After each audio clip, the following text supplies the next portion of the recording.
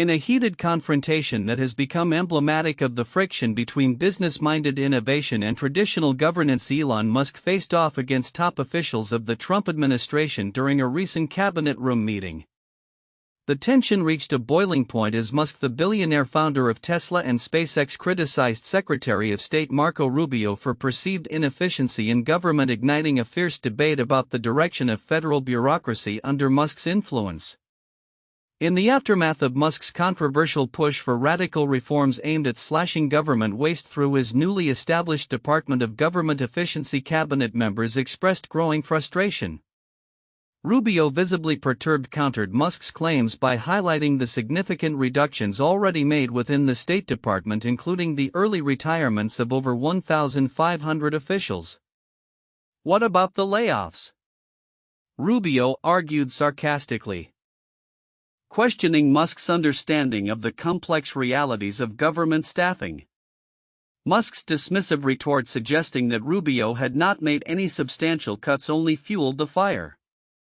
The clash was notable not just for the personalities involved but for its implications regarding the administration's approach to governance. President Trump, taking on the role of mediator, emphasized the need for collaboration while acknowledging the complaints voiced by his cabinet.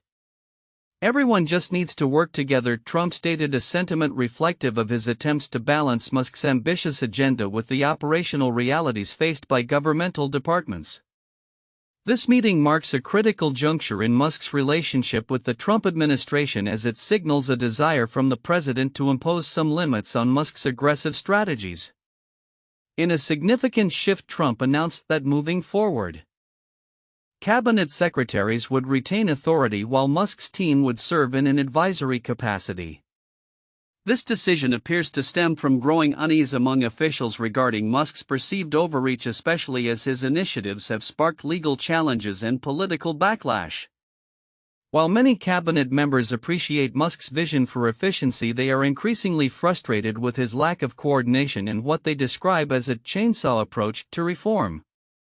The meeting's abrupt scheduling and the ensuing arguments laid bare the underlying tensions within the administration, with reports of sharp exchanges circulating quickly among senior officials afterward. Musk, aware of his influential status as Trump's largest political donor and the potential repercussions of his comments, attempted to defend his position by referencing his successes in the private sector. "I have 3 companies with a market cap of tens of billions of dollars," he asserted, suggesting that his track record in business validates his methods. However, his confrontational style during the meeting raised eyebrows among cabinet members, many of whom have privately voiced concerns about Musk's management tactics. The fallout from this encounter serves as a reminder of the delicate balance the Trump administration must maintain as it navigates relationships with powerful figures like Musk, who possesses considerable financial clout and influence. Musk's ambitions, while aligned with Trump's overarching goal of reducing government inefficiency, may require a more nuanced approach moving forward. As the administration enters this new phase, the implications of the cabinet room confrontation will likely resonate beyond the immediate aftermath. With Musk's initiatives at the forefront of policy discussions and his control over social media amplifying his voice, it remains to be seen how the administration will reconcile ambitious reform efforts with the need for effective governance. Looking ahead, the evolving dynamics within the cabinet could shape the future landscape of federal policy, particularly as the Trump administration seeks to streamline operations while addressing the concerns of its key players. The coming weeks will be crucial as both Musk and the administration navigate the complexities of reforming bureaucratic processes while maintaining cohesion among a diverse group of stakeholders. To a significant shift in its support for Ukraine amidst ongoing geopolitical tensions, the United States has announced the suspension of its commercial satellite imagery services to the war-torn nation. This development, reported by the Washington Post, raises concerns about the implications for Ukraine's military strategy and operational capabilities as it continues to navigate the complexities of the conflict. The U.S. satellite imagery services, which have been instrumental in providing crucial reconnaissance and intelligence data, are now halted, creating a potential void in Ukraine's ability to monitor enemy movements and assess battlefield conditions. Analysts suggest that this decision may stem from a broader re-evaluation of U.S. military aid and intelligence sharing practices. The loss of commercial imagery could significantly hinder Ukraine's situational awareness, noted defense expert Dr. Elena Vasiliev, emphasizing the importance of timely intelligence in modern warfare. The suspension arrives at a critical juncture as Ukraine continues to mount its defense against ongoing aggression. The access to high-resolution satellite imagery has previously enabled Ukrainian forces to execute strategic operations more effectively, allowing them to anticipate and respond to threats on the battlefield. Without this support, Ukraine may face challenges in planning and conducting operations, potentially affecting the overall dynamics of the conflict. While the U.S. government has not publicly detailed the reasons behind the suspension, some speculate it reflects a growing concern about the proliferation of sensitive intelligence and the risks associated with providing adversaries with insights into U.S. military capabilities. "We must be careful about how we share intelligence, especially in a fluid conflict," said a senior U.S. official who requested anonymity to discuss sensitive matters. The suspension of commercial satellite services is likely to have ripple effects beyond the immediate military implications. It may influence not only the ongoing conflict in Ukraine but also the broader landscape of international military alliances and support systems. As nations re-evaluate their engagements, the lack of U.S. satellite support could embolden adversaries and alter their strategic calculations. Looking ahead, the situation remains fluid as Ukraine adapts to this new reality. It will be crucial to observe how both the Ukrainian military and the U.S. government respond to the challenges posed by the suspension of satellite services. Future developments in military partnerships and technological support will be key to understanding the evolving landscape of the conflict and the international response to Ukraine's plight. The coming weeks and months will be critical as stakeholders reassess their strategies and commitments in this ongoing struggle for sovereignty and stability. In a week marked by significant economic and public health developments, the U.S. faced both challenges and progress as federal agencies and state authorities responded to pressing issues. Among these were a sharp increase in egg prices, prompting a Justice Department investigation concerning resurgence of measles in Texas, and a mixed jobs report that reflected the current labor market's complexities. The Justice Department's decision to open a probe into the soaring egg prices highlights growing concerns among consumers and policymakers alike.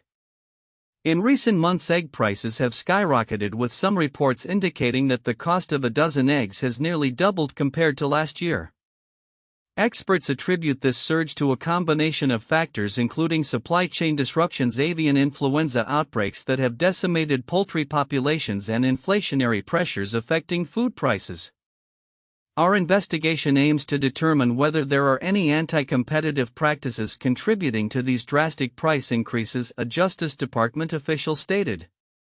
As the agency delves deeper into these issues, consumers are left grappling with the financial impact of this essential commodity's rising costs. In Texas, public health officials are sounding alarms over a measles outbreak that has doubled in just 2 weeks. With confirmed cases now reaching alarming levels, health authorities are urging vaccination and preventive measures. The outbreak has raised concerns about vaccine hesitancy, which has been exacerbated by misinformation surrounding vaccination. Measles is highly contagious and can lead to severe complications. Vaccination is the best way to protect our communities, stated Dr. Jane Smith, a public health official. As the state mobilizes resources to combat this public health crisis, the situation underscores the critical importance of vaccination in preventing outbreaks, particularly in areas where coverage has declined. Meanwhile, the latest jobs report revealed that the U.S. economy added 151,000 jobs in February, a figure that fell short of analysts' expectations. While job growth is a positive sign, the modest number raises questions about the overall health of the labor market. Economists suggest that ongoing challenges such as inflation, interest rate hikes, and an uncertain economic outlook may be contributing to slower job creation. The labor market is still adapting to post-pandemic realities, and while growth is evident, it's not yet robust, noted economist John Doe. The report also indicated a slight uptick in unemployment, which could further complicate the economic landscape as policymakers grapple with balancing growth and inflation. As the stock market closed out a tumultuous week, investors showed signs of cautious optimism. The Dow and S&P 500 managed to trim earlier losses, reflecting a mix of resilience and uncertainty in the face of economic challenges. Traders are keenly observing developments in both the jobs market and inflation trends, as these factors will undoubtedly influence future market performance. Investors are navigating a complex landscape. And while there are signs of recovery, volatility remains a constant, remarked market analyst Sarah Lee. As these events unfold, the intersection of economic pressures and public health crises serves as a reminder of the interconnected challenges facing the nation. With the Justice Department's investigation into egg prices underway, health officials battling a measles outbreak, and mixed signals from the jobs market, the coming weeks will be critical in determining how these issues evolve. The response from consumers, investors, and policymakers will shape the trajectory of both economic recovery and public health in the months ahead. In a surprising twist in the world of cryptocurrency. Former President Donald Trump's recent venture has reportedly generated a staggering $350 million through the launch of a presidential-themed memecoin. This development highlights not only the potential of digital currencies in political fundraising, but also the continuing intersection of politics and technology in the evolving American landscape. Trump's initiative, which capitalizes on the fervor surrounding both cryptocurrencies and his enduring influence in American politics, has drawn attention from both supporters and skeptics alike. The memecoin, designed to resonate with Trump's base, taps into the enthusiasm for digital currencies that has surged in recent years. Supporters have lauded the project as a novel way to engage with the political process, while detractors have raised concerns about the implications of such fundraising methods. Financial analysts note that the success of this memecoin could signify a broader trend where political figures leverage technology to mobilize funds and support. The ability to raise significant capital through a digital currency showcases a shift in how campaigns can engage their audiences, observed a market analyst from a leading financial firm. This sentiment is echoed by many who see cryptocurrencies as an innovative tool for political outreach, allowing for smaller donations from a larger pool of supporters. The implications of Trump's memecoin extend beyond mere fundraising. It raises questions about the regulatory landscape surrounding cryptocurrencies and how political entities could navigate the complexities of compliance. As more political figures consider similar ventures, regulators may need to establish clearer guidelines to address the unique challenges posed by digital currencies in campaign financing.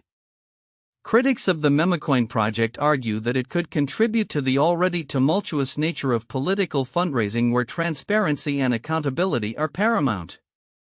Concerns about potential exploitation of cryptocurrency volatility and the risks it poses to unwitting investors have also been voiced. While innovation is essential, we must ensure that it does not come at the cost of ethical fundraising practices, stated a representative from a political watchdog organization. As the dust settles on this unprecedented fundraising effort, the potential for future developments remains high. With the continued rise of cryptocurrencies and the increasing interest from political figures, this could mark the beginning of a new era in campaign financing. Observers are keenly watching to see how Trump's memecoin will influence the strategies of future candidates and the evolving regulatory responses from authorities. While the immediate financial success of the memecoin is clear, its long-term impact on the political landscape is yet to be fully understood. As the intersection of technology and politics becomes more pronounced, the implications of such innovations will likely shape the future of political engagement and fundraising in the United States. In a dramatic and controversial move, the Trump administration has announced the cancellation of $400 million in federal funding allocated to Columbia University due to allegations of anti-Semitism on campus. This decision, made public on March 7, 2025, has ignited a fierce debate over free speech, campus safety, and the broader political dynamics influencing higher education in the United States. The administration claims that Columbia has repeatedly failed to protect its Jewish students amid a surge of pro-Palestinian protests that have intensified since the recent escalation of conflict in Gaza. Linda McMahon, the Secretary of Education appointed by Trump, bluntly stated, "For too long Columbia has abandoned that obligation to Jewish students studying on its campus." This sentiment reflects a growing perception among conservatives that many institutions of higher learning have become bastions of liberal ideology, often at the expense of conservative viewpoints. The announcement follows the university's establishment of a new disciplinary committee tasked with investigating students who have been vocal critics of Israel. This initiative has raised alarms among advocates for free speech, who argue that it could stifle open discourse on a campus that has historically been a hotbed for diverse political expression. A statement from the combined forces of the Department of Justice, the Department of Health and Human Services, the Department of Education, and the U.S. General Services Administration has indicated that this cancellation marks only the beginning, with further financial penalties anticipated. Columbia University, which currently holds over $5 billion in federal grants, is now left navigating the uncertain terrain of its future funding. A spokesperson for the university conveyed its commitment to addressing the government's concerns while expressing hope to restore federal funding. "We take Columbia's legal obligations seriously and understand how serious this announcement is," the spokesperson stated. The implications of this funding loss are profound, particularly in an academic environment where financial resources are crucial for research and student services. Catherine Frank, a former professor at Columbia Law School, has voiced her discontent with the administration's approach, suggesting that the university's response to Trump's threats has been inadequate. "If you grovel before a bully, it just emboldens the bully," she remarked, reflecting a sentiment shared by many who fear that capitulating to government pressure undermines academic integrity. This situation has also sparked discussions surrounding the legality and definition of anti-Semitism in the context of student protests. While Republican lawmakers have labeled these demonstrations as anti-Semitic, many students, including those who identify as Jewish, dispute these claims, citing their right to protest as protected under the First Amendment. The backdrop to this controversy is the broader wave of political scrutiny facing American universities, particularly from conservative factions which have increasingly targeted perceived liberal biases within academia. Columbia is not alone in this predicament. It is among several institutions currently under federal investigation for allegations related to anti-Semitism, alongside other prominent universities such as the University of California, Berkeley, and Northwestern University. As the Trump administration continues to wield its influence over educational policy, the future of federal funding for universities may increasingly hinge on how well these institutions align with the administration's ideological positions. The actions taken against Columbia University raise critical questions about the intersection of education politics and civil rights issues that are likely to resonate deeply as the 2024 presidential election approaches. The implications of this funding cancellation extend beyond Columbia's campus, signaling a potential shift in the landscape of higher education funding that could affect universities nationwide. As political tensions escalate and the discourse surrounding free speech and academic freedom evolves, the coming months will be pivotal in determining the relationship between federal funding and institutional autonomy, potentially reshaping the future of American higher education. In a recent engagement with its readers, the New York Times addressed a multitude of questions regarding its coverage of the Trump administration, which has sparked considerable public interest and concern. This initiative, described as an opportunity for transparency, allowed Times editors and reporters to clarify their approach to a presidency that continues to challenge traditional norms of governance and media relations. The Times received hundreds of inquiries reflecting a deep-seated curiosity about how the newspaper is navigating the complexities of reporting under the second Trump administration. Richard W. Stevenson, the editor overseeing Washington operations, emphasized the need for constant vigilance in a political landscape defined by rapid developments and the president's flood the zone strategy. This approach, he noted, aims to overwhelm journalists with information, making it difficult to discern substantive policy changes from mere bluster. To combat this, the Times has expanded its reporting team, including a new investigative unit focused on how influential figures like Trump and Elon Musk are reshaping federal policies. Among the most pressing concerns raised by readers was the administration's perceived hostility towards the press. Carolyn Ryan, a managing editor, reiterated the Times's commitment to independent journalism, asserting that the organization does not align with any political party or agenda. Despite increased pressure from the White House to restrict access, Ryan affirmed that the Times is dedicated to providing comprehensive coverage of the administration's activities without succumbing to intimidation. Reflecting on lessons learned from Trump's first term, Stevenson noted the importance of distinguishing between sensationalist distractions and significant policy decisions. This critical perspective is particularly relevant as the second term begins with Trump appearing more determined to implement his agenda and challenge perceived adversaries. The editorial process at the Times was also a focal point. Mark Lacey, another managing editor, explained that stories often arise from a mix of editor suggestions and reporter initiatives, with each piece undergoing rigorous editing to ensure accuracy and fairness. This includes heightened scrutiny for sensitive topics, particularly when anonymous sources are involved. Addressing the issue of language, Susan Wessling from the Standards Department explained that while the Times frequently highlights falsehoods in Trump's statements, the use of terms like lies is approached with caution. The priority remains to inform readers of the truth while maintaining journalistic integrity. Additional questions touched on the integrity of government data, the tracking of Trump's executive actions, and the overall impact of his policies on everyday Americans. The Times has initiated a comprehensive tracking system to monitor the administration's movements, including legal challenges to its decisions. Hayon Park, a deputy editor, noted that this initiative aims to provide readers with a clear understanding of the administration's activities and their consequences. As the conversation continued, readers expressed concerns about the portrayal of Trump in the media. Some suggested that the Times should create a dedicated section for Trump-related news to better manage content exposure. Karen Skog, an assistant managing editor, explained that while Trump often dominates news cycles, the Times strives to present a balanced mix of stories to cater to diverse reader interests. The engagement highlighted a broader challenge facing media organizations today: how to navigate a polarized political environment while remaining a trusted source of information. As the Trump administration continues to unfold, the Times's commitment to delivering factual, nuanced reporting will be critical in shaping public discourse.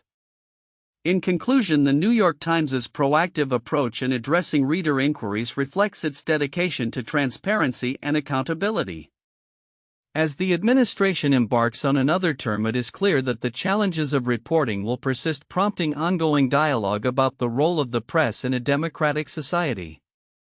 With the landscape continually evolving, the Times's strategies will be pivotal in ensuring that the public remains informed amidst the complexities of contemporary governance.